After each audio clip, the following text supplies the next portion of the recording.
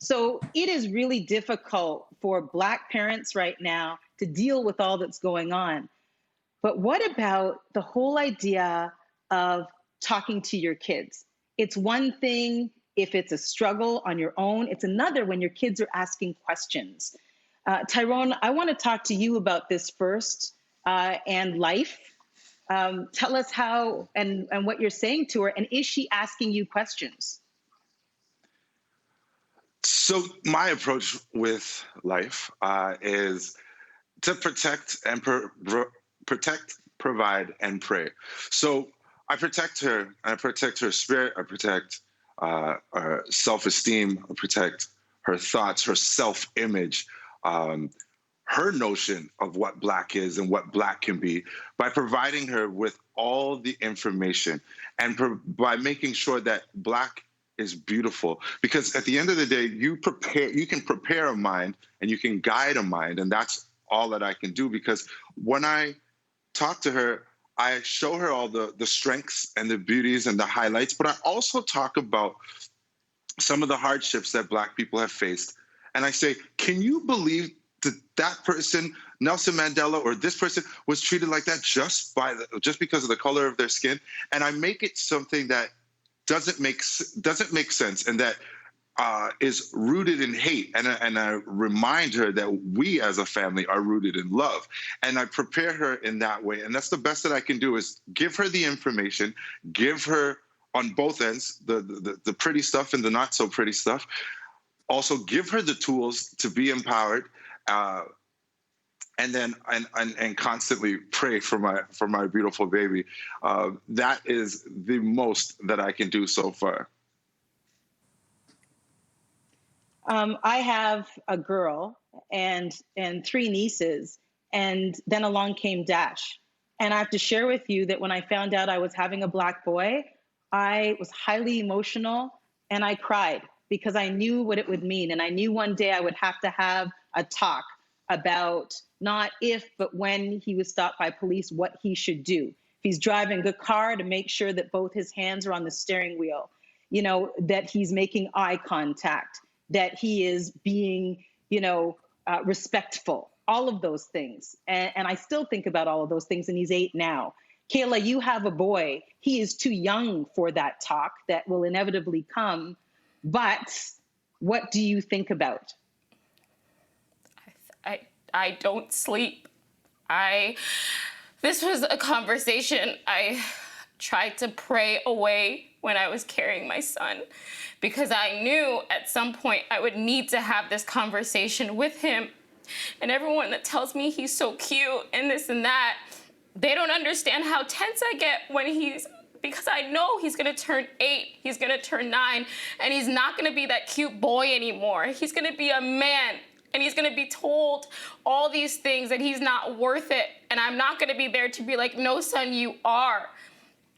So I worry and I'm scared to have these conversations, because I just need to know that I'm preparing myself as best as I can, dealing with my trauma before.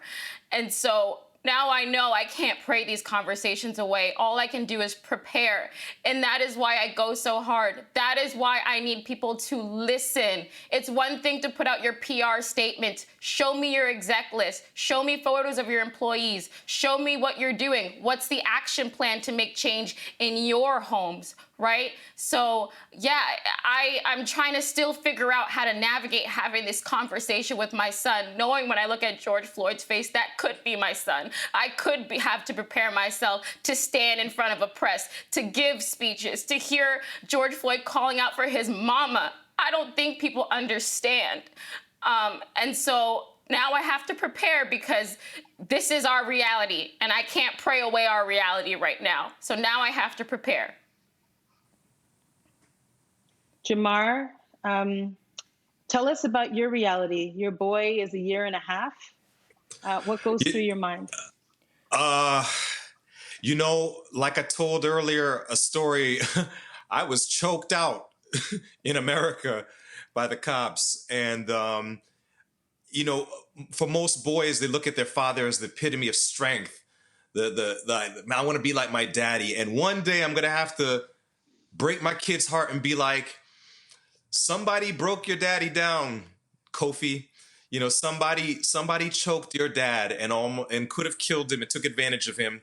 And I'm going to have to explain that to him. And I'm afraid of that conversation because I'm afraid that at that moment I'm going to disappoint my son and be like, wow, there's somebody that's stronger, that's got more power, that has the ability to choke out my daddy. I don't want to have that conversation, but I'm going to have that conversation with Kofi because he needs to hear that, and he needs to know the potential for him to be harmed, you know, because of the way he will be perceived. He's a black boy. You know what? When, you know, as media personalities on mainstream platforms, we have apprehension about talking about these subjects because our white counterparts say, this is not the place. Don't talk about this on my radio station. Just play the music. We heard that today on Chum. Just play the music. Why are you talking about this stuff? Sir, if you were choked and you had a platform to maybe hopefully prevent someone from doing it to your child, what would you do? Would you not use that microphone? Would you not use that microphone in the hopes that one person who maybe had the ability to harm your son or someone else's son or daughter, would you not use that voice? That is hypocrisy if you don't think you would do the same. And I am mad at myself for not speaking as loudly as I should have for many years. I was in Chicago when they shot Laquan McDonald and covered up that investigation for a year. And I didn't speak as loudly as I should have because I knew the program director didn't want to hear no black stuff on his radio station. And I blame myself. So we all have to look at ourselves and think about what we could have done and what we're going to do today. You're right. No longer. PSA, we will no longer be silent. Because, Marci, you know, I'm around the Raptors. I'm around the team. So I'm in scrums with people, fighting for quotes. Well, where are your quotes now for their humanity? Where are your quotes for their humanity? I will not. You cannot stay silent when you profit off of the backs of predominantly black athletes. Why are you silent? It does not make sense to me. So the silence is deafening. That's all I'll say. As Tyrone said so eloquently, I will not mute myself anymore. And what we have to ask people to do is to first just look within. Just look within. You know, there's you know, Melissa Grelo asked me, what can I do? And I tried my best to answer the question at that point, but I was emotional. And I've had more time to think about it. And we've talked about allyship and all these other different things. But the truth is, you know, my ask right now is look within, you know, and check yourself, check your social circles, challenge some of these old ideas and introduce new ones. But let me put some emphasis on, since we're talking about children, let me put some emphasis on how important and integral parenting is at this very juncture.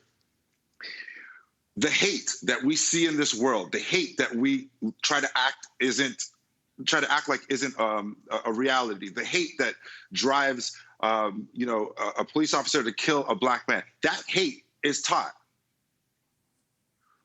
So the only thing, if we're talking about something that's more than a trend, because my trauma is not your trend. Let's be clear that on June 2nd, everyone is posting all these Black Lives Matter things, and that's very, very, very much appreciated. But on July 2nd, I want that same energy.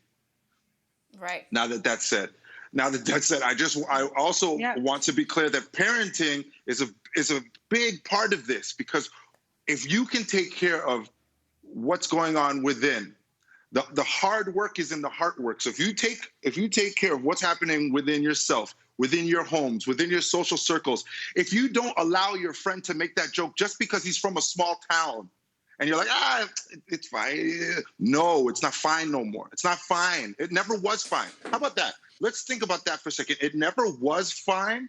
And now we're asking, if you want to be an ally, that you will make sure that you uphold those standards even when we're not looking.